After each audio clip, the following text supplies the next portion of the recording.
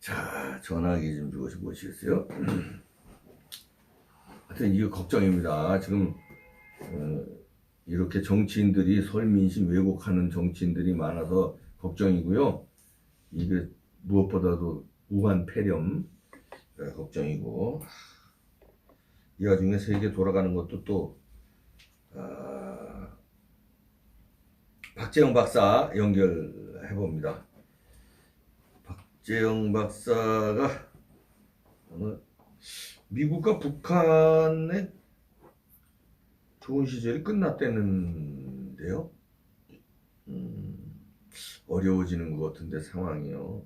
자, 국제적으로도 이런 상황에 김정은이가 이렇게 개판치는 상황에 박재영 박사님. 예, 안녕하십니까. 박재영입니다. 네, 미국하고 지금 북한하고 안 좋은 상태로 가는 건가요? 어떻게 되는 건가요? 예, 얼마 전에도 제가 아무래도 올해 미국과 북한 관계가 계속 교착 상태가 이어질 것이다, 이런 전망을 분석을 소개를 해드렸는데요. 네. 그 비슷한 내용입니다. 이 브루킹스 연구소, 미국의 대표적인 싱크탱크 브루킹스 연구소의 에반스 리비어 연구원이 이스트아시아 포럼에 기고한 글인데요. 네. 이게 브루킹스 연구소가 헤리티지하고 좀 반대로 약간 좌파라고 하긴 그렇지만 진보죠. 진보적인, 네. 예, 트럼프의 공화당보다는 친민주당적인 그런 좀 시각을 갖고 있는 곳인데, 여기서 아마 이렇게 트럼프의 대북 정책이 실패했다, 이걸 이제 비판을 하는 겁니다. 현 상황에서. 네. 뭐라고 그러냐면 2017년에 트럼프가 주장했던 소위 화염과 분노, 이 시대로 돌아가는 건 엄청난 사상자를 내고 한반도를 파괴하고 일본과 심지어 미국에 대해 이 북한의 공격을 초래하는 끔찍한 전쟁으로 이어질 위험이 있다. 네. 또한 북한의 위협을 관리하기 위해 현재 미국 정부가 추구하고 있는 이 봉쇄, 억제, 이런 전략은 미국하고 그 동맹국들한테 굉장히 위협을 준다, 이렇게 지적을 하고 있습니다. 네. 그러면서 이 트럼프의 소위 최대 압박, 맥시멈 프레셔 이 전략이 과 대신 좀 다른 방향을 이 사람이 제시를 하는데, 이 사람은 뭐라 그랬냐면 그 용어 그대로 하면 매시브 프레셔라고, 이제 거대한 좀 다중적인 이런 무조건 핵무기에만 이 압력을 넣는 게 아니라 다양하게 외교, 경제, 가능한 방법을 총동원해서 김정일한테 네가 이거 개방하고 태도 바꾸지 않으면 가장 우리가 무서워하는 체제, 당신의 체제가 붕괴된다, 이런 가능성을 설득하는 방식으로 이렇게 해서 김정은이 올바른 결정을 하도록 압력을 가하는 이런 방법을 제안을 하고 있습니다. 네. 근데 이게 어렵다고 이 사람도 보는 게, 왜냐, 트럼프하고 한국, 문재인 둘 다 자신들의 신념을 바탕으로 한 대북 정책을 포기하기를 원치 않고 있다, 이렇게 보고 있습니다. 네. 그래서 적어도 당분간은 이 혼란스러운 이 와중에서도 비핵화에 대한 환상을 지속하는 쪽을 이 트럼프하고 문재인이 선택할 것 같다. 그러니까 좀 답답한 얘기죠. 그러니까 지금 어떻게든 해결해야 되는데, 이 트럼프나 문재인 둘 다 일종의 환상을 가지고 이 자기 정책을 고수한다는 겁니다. 네. 그리고 특히 트럼프는, 지금 선거 앞두고 있는 트럼프는 자기의 정책 실패를 오히려 성공으로 계속 주장할 수 있다는 거죠. 자기가 이렇게 북한하고 협상 분위기를 만들어서 지금 전쟁이 안 나고 이 평화로운 상태가 가고 있는 거다. 문재인하고 비슷한 소리 하는 거 아닙니까? 문재인 쪽 지지자들도 맨날 그러지 않습니까? 전쟁 위협 속에 살던 박근혜 정부 때보다 지금 너무 행복하다, 이런 소리 하는 사람들을 봤는데, 예. 그러니까 지금 이렇게 북한한테 이렇게 끌려다니고 아무 소리도 못하고 하는 게 오히려 평화로우니까 우리가 잘한 거다, 이런 식의 주장을 한다는 거죠. 트럼프든 문재인이든. 그러면서 참 아이러니컬하게도 김정은은 당분간 미국, 한국하고 일단 지금 같은 이 교착 상태를 같이 계속 발맞춰 가기를 선택할 수 있다.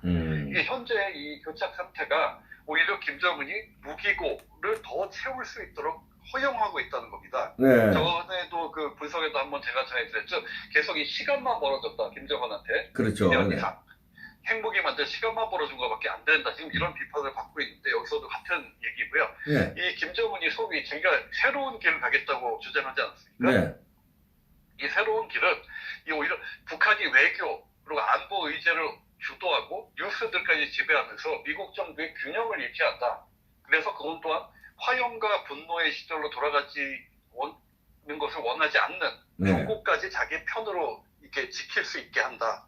이거 오히려 한마디로 지금 북한한테 끌려가고 있다는 거죠. 그러니까 북한이 주도권을 쥐고 중국까지 자기 뒤에 놓고 지금 미국하고 한국은 뭐 어떻게 할지도 모르면서 그냥 환상 속에서 자기들이 트럼프나 문재인이나 자기가 잘했다 이런 소리 하고 있다. 이렇게 이제 설명을 하는 겁니다. 네. 그러면서 제일 끝에 뭐라고 그러냐면 이 관용과 이 소위 현실을 부정하는 이 관용과 현실을 부정하는 이런 상황은 북한이 새로운 길을 향해서 이제 자기들 새로운 길을 가겠다고 한 대로 진짜로 도발을 할 때까지 별다른 대안 없이 계속될 것 같다. 이렇게 예상을 하고 있습니다. 아, 예.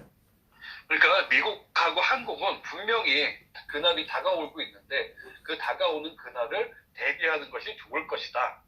그러면서 뭐라고 그러냐면 소위 브로맨스라고 그러지 않습니까? 네. 이게 뭐 남자 영화 같은 데서 네. 남자들끼리의 우정 뭐 이런 거 그러면서 브로맨스 또는 러브레터 이런 거 그리고 환상 또는 착각의 시간은 끝났다 이렇게 마무리를 하고 있습니다. 한마디로 문재인하고 트럼프 북한 보고 착각하고 시간만 보내던 이 시간은 이제 그나마 그 시간도 끝났고 이 북한이 자기들 말대로 새로운 길 향해 진짜로 도발할 때까지 그 시간이 다가오고 있지만 현재 트럼프나 문재인은 그 별다른 대안도 없는 상황이다. 이런 얘기죠.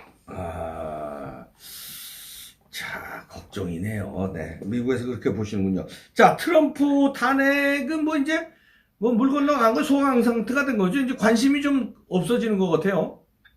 예, 일단 뭐 상원에서 그 모든 특히 여기 약간 좌파적인 언론들, 뭐 CNN, 워싱턴 포스트 이런 데서 대대적으로 뭐 시간당 매 5분, 10분마다 웹사이트에서 내용 업데이트해 가면서 그렇게 많이 뉴스를 퍼뜨렸지만 이 악시오스라는 인터넷 매체에서 네. 소셜 미디어의 분석 업체, 소셜 미디어를 분석하는 그 업체의 자료를 통해 가지고 이 조사를 했는데 네. 미국 상원의 그 탄핵 심판 진행되는 게 미국인들의 관심이 전에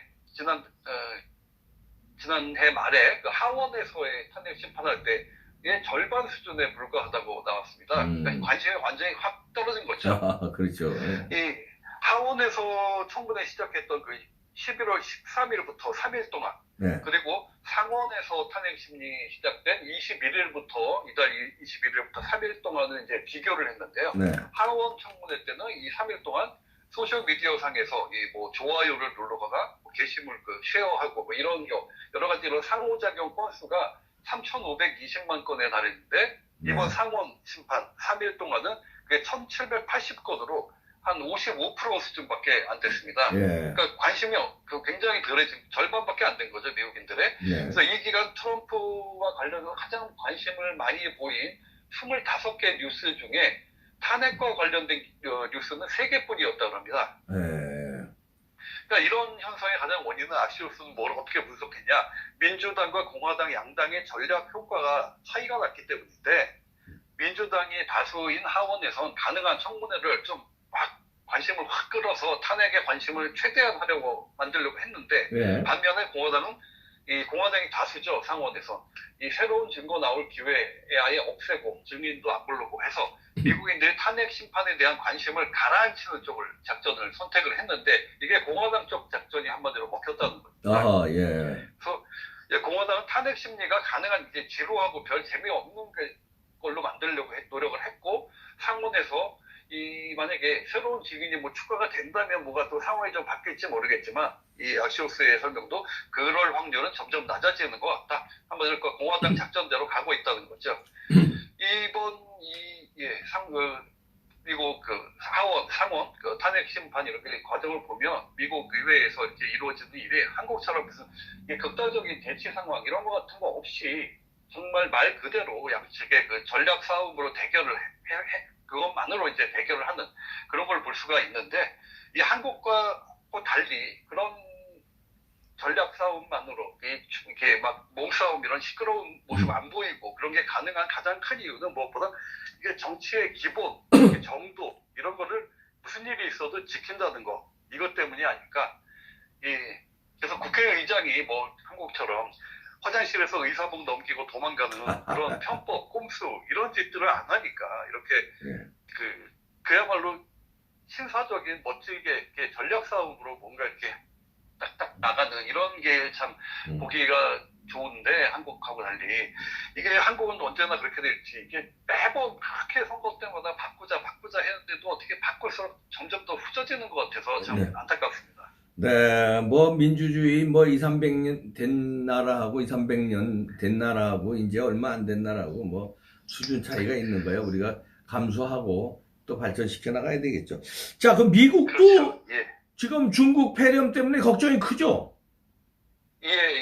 오늘 안 그래도 여기까지 지금 아직 일요일인데요. 네. 오늘 낮에 LA, 한국인들 많이 사는 캘리포니아주 로스앤젤레스에서 네 번째 확진자가 나왔다고 발표가 됐는데, 네. 바로 아까 조금 저녁 때 되기 조금 전에 또 소식이 전해져서 다섯 번째 확진자가 나왔다. 이 네. 뉴스가 나왔습니다. 이번에는 캘리포니아에서 좀 더 안쪽으로 들어와 그 남부의 애리조나주에서 다섯 번째 네. 무한 폐렴 확진자가 나왔다. 그래서 미국 당국이 발표를 했는데, 네. 그래가지고 이제 한마디로 오늘은 하루 사이에 환자가 2명이 늘어난 겁니다. 네. 전에 3명까지 나왔다 했었는데 갑자기 2명 늘면서 5명이 됐는데, 이게 지역별로도 점점 골고루 퍼지고 있어요. 첫 환자는 저기 북쪽에 가장 서쪽 끝에 있는 시애틀 인근에서 네. 나왔고, 그 다음엔 캘리포니아, 또 일리노이, 시카고, 중부까지 지금 점점 이렇게 지역별로도 미 전역에서 여기저기서 환자가 나오고 있는데, 공통점은 5명 모두 이 바이러스 진원지 중국 우한에 다녀온 사람들이라고 합니다. 아, 예. 그러니까 미국 질병통제예방센터는 아무래도 지금 이제 미국에서도 중국인들 구정 설 연휴 맞아서 중국 갔다 오는 사람이 엄청나게 많은데, 이 사람들이 이제 돌아올 거거든요. 이번 주말쯤에. 예. 그러면은 또 그게 잠복기인 사람들도 있을 거고, 그래서 지금 아주 미국 당국도 굉장히 촉각을 곤두세우고 있습니다. 아, 그러네요. 미국도 골치 아파지겠네요. 이게. 근데 박지원 박사 중국 가보셨나요? 예. 아, 뭐, 몇 번 가보셨나요? 예? 북경, 베이징 몇 번 네. 가봤고, 홍콩이랑 그런 게 없습니다. 아니, 이제, 어떻습니까? 우리가 이제, 지금 미국이 패권국 아닙니까? 예. 예, 근데 이제, 중국이 패권국을 노리는데, 이번 우한 폐렴에서도 알다시피, 이게 중국이 패권국이 될 가능성이 있다고 보십니까? 현재로서는 사실 어렵죠. 이게 경제적으로, 경제 규모만으로는 가능하겠죠. 조만간 미국을 예. 초월할 수가 있으니까.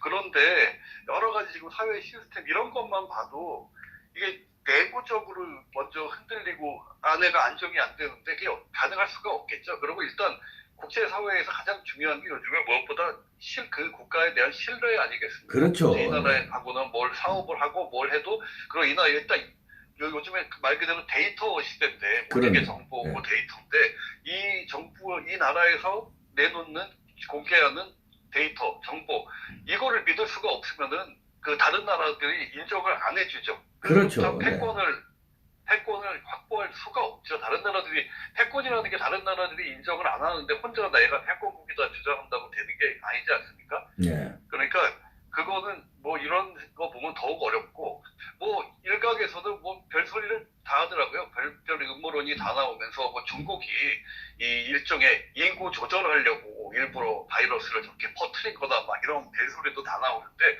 그럴 정도면 다시 말해서 그만큼 중국은 믿을 수 없고 정말 제대로 국가 시스템이 갖춰지지 않은 정말 비정상적인 국가라는 인식이 있기 때문에 그런 온갖 말도 안 되는 그렇죠. 음모론이 나오는 거, 이런 점에서 그만큼 중국이 패권국이 되기는 상당히 어려운 게 아닐까 그렇게 생각합니다. 네. 자, 고맙습니다. 박지원 박사님. 네. 예, 감사합니다. 네.